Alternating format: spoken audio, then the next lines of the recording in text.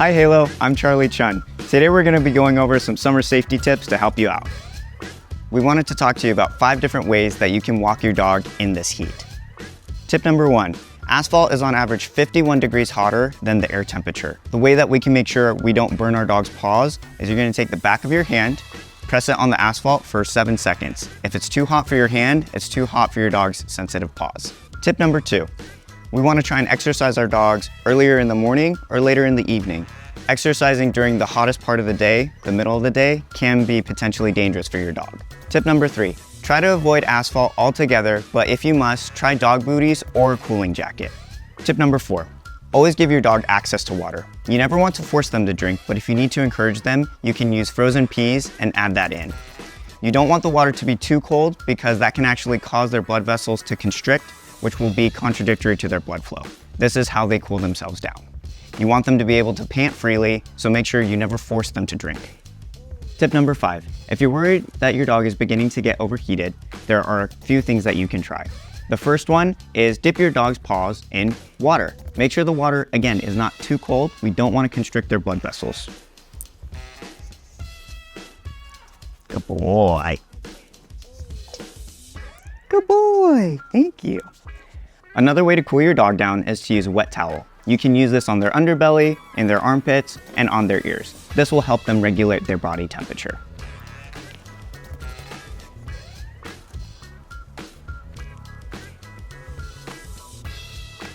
There you go. Good boy. You saying thank you? Yeah, I know. Exercising your dog is important even during the summertime. Use these tips to help make sure your dog stays safe during these hot summer months.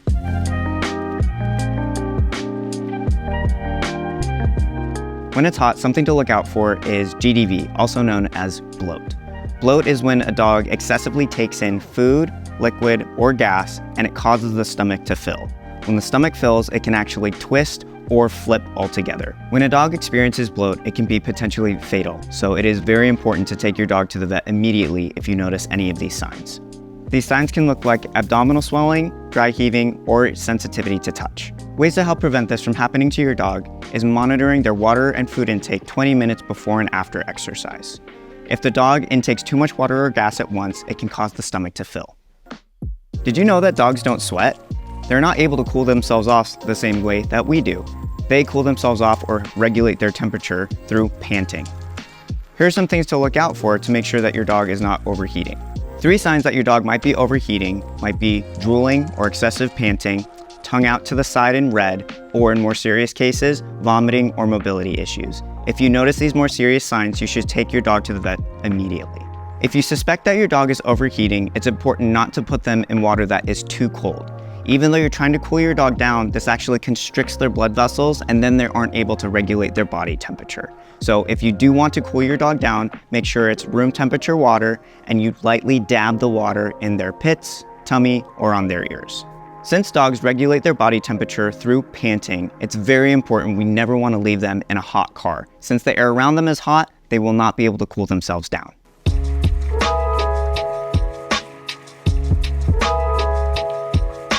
Even though during the summertime, we do worry about heat and safety, it's always important to remember to have fun with it. There's so many activities that you can do with your dog. The one that we like to do the most is take out the kiddie pool and throw some toys in it. You ready, Fee? You ready?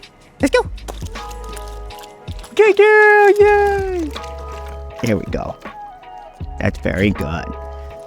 Something that might be fun for your dog is the hose. Wow, does the water taste good? Yeah.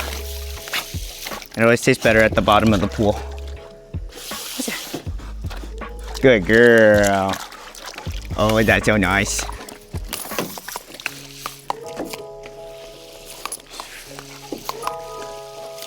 Good girl, yay! Oh, so refreshing.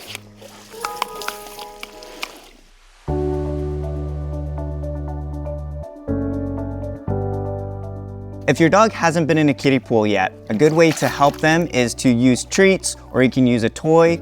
You don't want to force the dog into the pool the first couple of times. You really want to build this off of trust and make sure that they have a positive association off of it. So you can use treats, you can use your toys and coax the dog in, and let them move around a little bit. Let them feel the water. Let them hear it. Good boy. That's nice, good boy. So you can move it around, make sure that they're hearing it, that they're feeling it. Oh, good boy. Oh, tug of war. Tug of war is so much fun.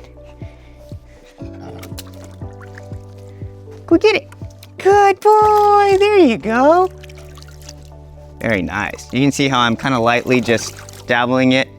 That way he gets used to it on his back. Now that we've had some fun in the water, let's take some time and care for our halo collars. Before your dog even gets in the water, we want to make sure that the USB port is closed and the flap is sealed.